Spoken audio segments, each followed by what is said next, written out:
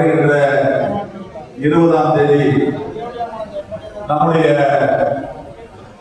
மாவட்ட கழகத்தின் சார்பிலே சோழவந்தானில் நடைபெறுகின்ற மாபெரும் கூட்டத்தை என்ற ஆலோசனையும் கழகத்தினுடைய அத்துணை ஆக்கல் பணிகளையும் வருகின்ற 2000 நாடாளுமன்ற உறுப்பினர்களின் விகிதாச்சாரத்தை குறைக்கும்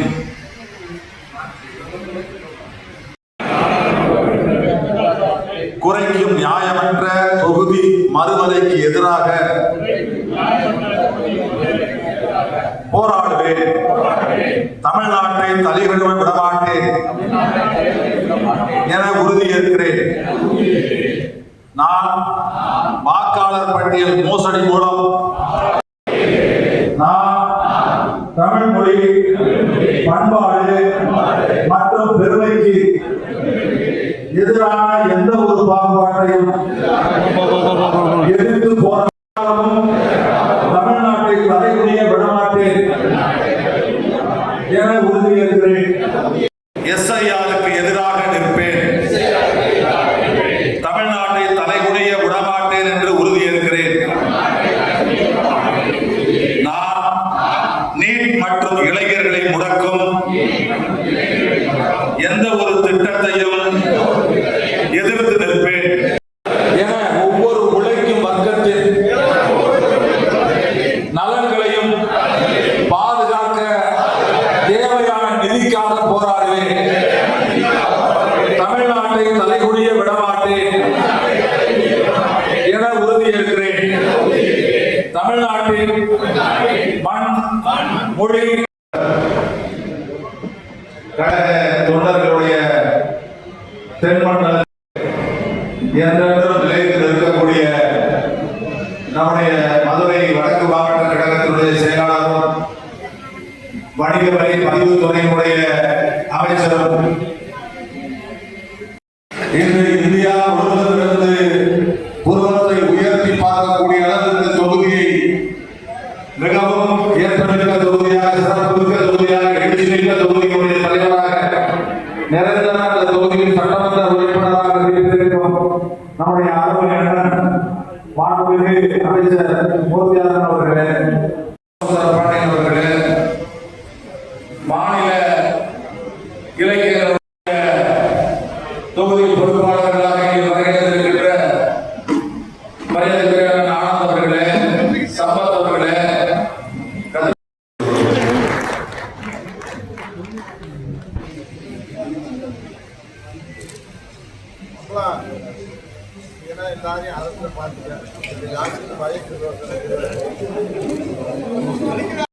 ஆசிரியர்களுக்கு மாண்புமிகு அமைச்சர் அவர்கள் வாழ்த்துகிறார்கள். அதே போல சோழவந்தா ஊராட்சி செயலாளர் சத்யபிரகாஷ் அவர்களை வாழ்த்துகிறார்கள்.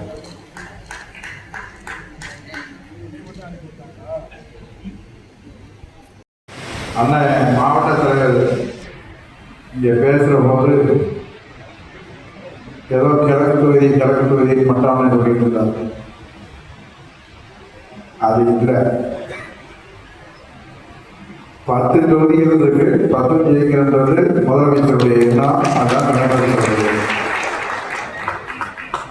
அதுல 4 தொகுதியும் ஒரே மாதிரி தான்.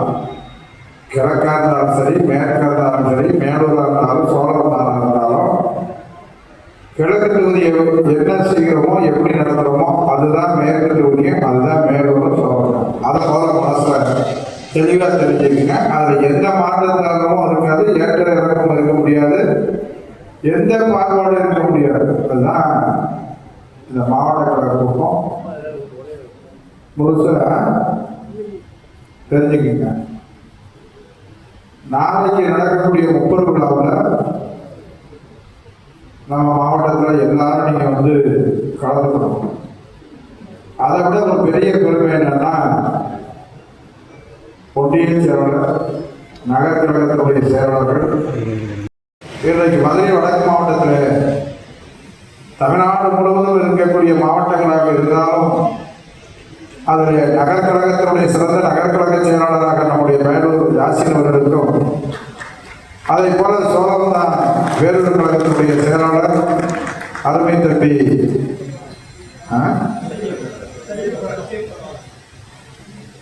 நம்முடைய சத்யபிரகாசுக்கும் கழக தலைவர் முதலமைச்சர் வழங்கியிருக்காருந்தது முதலமைச்சர்களுக்கும் துணை முதல்வர்களுக்கும் பொதுச்செயலாளர் மட்டுமல்ல கழக மூத்த நிர்வாகிகளுக்கு மதுரை வடக்கு மாவட்ட கழகத்துடைய சார்பில் நன்றியையும் வணக்கத்தையும் தெரிவித்துக் கொள்கிறோம். இது நம்மளுக்கு கிடைத்திருக்க நம்முடைய மாவட்டத்துக்கு கிடைத்திருக்கக்கூடிய மிகப்பெரிய பெருமை. இந்த பெருமையோடு சேர்த்து இந்த மாவட்ட கழக கூட்டத்திலே பொதுக்குழுக்கு சென்று விட்டு வருகிற போது பொதுக்குழுவினுடைய தீர்மானத்தை விளக்கக்கூடிய பொதுக்கூட்டம் வர 20ஆம் தேதி சோழவந்தானில் மதுரை மாவட்டத்தினுடைய சார்பில் அந்த கூட்டம் நடைபெறுகிறது. அதுக்கு இந்த 4 தொகுதியில் இருந்து அத்தனை பேரும் ஏற்பாடு செய்து நீங்க வரணும். அதுல எந்த மாற்றமும் இல்லை. ஏன்னா இதுக்கான ஏற்பாடு இப்ப இருந்தே பார்த்துருங்க. நேற்றைய தினம் 15ஆம் தேதி செய்ய தலைமை சொல்றதை செய்ய முடியலைன்னா தயவு செய்து ஒதுங்கிக்கிங்க. ஒதுங்கிட்டு ரெஸ்ட் எடுத்துக்கோங்க. அதுக்கு தயாராக வேற பணி அதில் கொடுப்போம். தலைமைகளை சொல்றதை விட்டுட்டு அதுக்கு ஏன்னா நேற்று கூட ஒரு டீச்சர் சொன்னாங்க, நான் அரசு வேலையாக பார்க்குறோம். அரசு வேலை பார்க்கணும்னா அவர் எல்லாம் வேற ஒரு வேலை பார்க்கறதுக்கு போகணும். அதெல்லாம் விடுவிக்கிறதுக்கு ரெடியாக இருக்கிறோம். ஏன்னா இனி போக போக வேலை பளு அதிகமாக இருக்கும். அதில் எந்த மாற்று கருத்தும் இல்லை. இனிமேல் சாக்கு போக்கெல்லாம் சொல்றதுக்கு நேரம் இல்லை, காலம் இல்லை. 20ஆம் தேதி மாவட்ட கழக கூட்டம் முடிஞ்ச உடனே இப்போ இடைத்தேர்தல் வேலை நம்ம 4 தொகுதியில் பார்க்க போகிறோம். இடைத்தேர்தல் மாதிரிதான் எல்லா வேலையும் பிரித்து இப்போ ஒன்றிய செயலாளர்கள், பகுதி கழகத்தினுடைய செயலாளர், வட்டக்கழகத்தினுடைய செயலாளர், அதே போல வார்டு செயலாளராக இருந்தாலும் சரி, கிழக்கழகத்தினுடைய செயலாளராக இருந்தாலும் அவர்களெல்லாம் மேற்பார்வை பார்க்கக்கூடிய பொறுப்பாளர்கள் தான் தேர்தல் வரைக்கும்.